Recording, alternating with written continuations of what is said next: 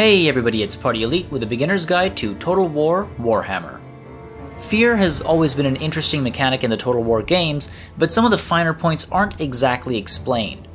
Used properly, fear and terror can turn impossible odds into quite a favorable situation. Remember, you don't have to kill the enemy to win a battle, you can scare them off the battlefield as well. Fear and terror are both psychological effects that center around leadership. Fear acts as a leadership debuff, and terror amplifies the effects of low leadership. Units that cause fear or terror have an aura around them, or technically speaking, a radius in which enemy units are frightened or terrified by them. The game mistakenly says that targets of melee attacks are the only units affected by fear and terror, but this is not true. Any enemy units within said radius are frightened and terrified. As you can see here, my units haven't engaged the enemy, but they're already suffering from the effects of fear. Fear reduces the current leadership of the nearby enemy units up to a maximum of -10. This debuff can be extremely helpful when it comes to breaking an enemy unit. If you can, use fear-causing units to flank the enemy, as the added leadership debuff from being attacked in the rear or flanks can help instantly break the enemy. Terror, on the other hand, can cause a low leadership unit to break instantly. Once they've broken, you need to keep chasing them to keep them running as a result of terror. If you give up the chase, they will turn around within a handful of seconds to get back into the fray. Terror only kicks in immediately when a terrifying unit gets near a unit that can be affected by it. That is to say, a unit with its leadership largely intact won't get terrified, even when their leadership eventually begins to drop. Instead, you need to approach this unit when its leadership is already low.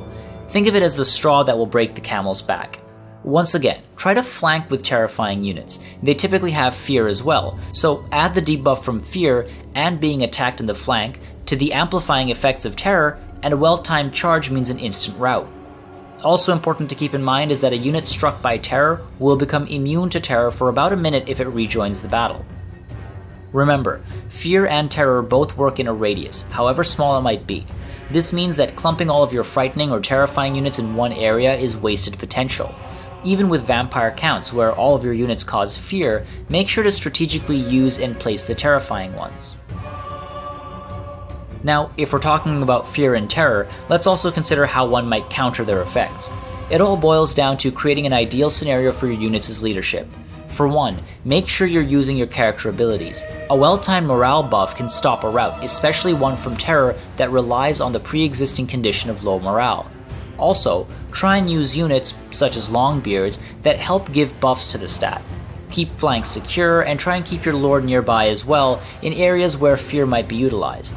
The proximity of the general helps with leadership. And of course, units that are immune to psychology or are frightening and terrifying themselves are not affected by fear or terror.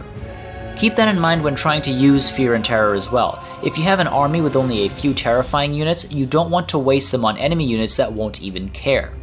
Remember, winning a battle isn't just about killing the enemy, it's about thwarting them, and this can be done by scaring large numbers off.